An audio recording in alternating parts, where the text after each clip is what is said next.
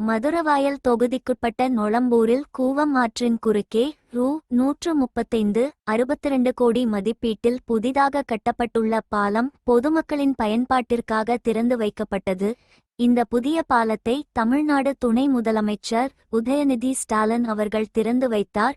இந்த நிகழ்வில் டி.ஆர். பாலு எம்.பி., அமைச்சர் மா. சுப்பிரமணியன், சட்டமன்ற உறுப்பினர்கள் காரம்பாக்கம் க. கணபதி, பிரபாகர் ராஜா, துணை மேயர் மகேஷ்குமார் உள்ளிட்ட பல முக்கிய நிர்வாகிகள் கலந்து கொண்டு நிகழ்வை சிறப்பித்தனர். மேலும் 11வது மண்டல குழு தலைவர் நொளம்பூர் வே. ராஜன், அயப்பாக்கம் தலைவர் மற்றும் ஒன்றிய செயலாளர் துரைவீரமணி, அரசு வழக்கறிஞர் காரம்பாக்கம் பாலமுருகன், மாமன்ற உறுப்பினர்கள் ஏ.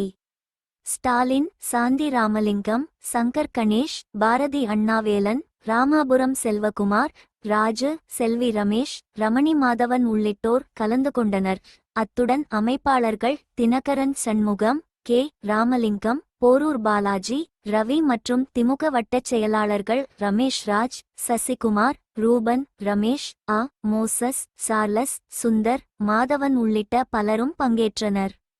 மேலும் மெட்ரோ நகர் சீனிவாசன், மூன்லைட் ரவி, மாமன்ற உறுப்பினர் அருள், செல்வம், முருகன், பழனி, ஜெயின், குடியிருப்பு நல சங்க தலைவர் சம்பர், செயலாளர் ஜெயச்சந்திரன் உள்ளிட்ட நிர்வாகிகள் கலந்து கொண்டு விழாவை சிறப்பித்தனர். இந்த புதிய பாலம் பொதுமக்களுக்கு மிகப்பெரிய போக்குவரத்து வசதியாக இருக்கும் என்று மக்கள் மகிழ்ச்சி தெரிவித்தனர்.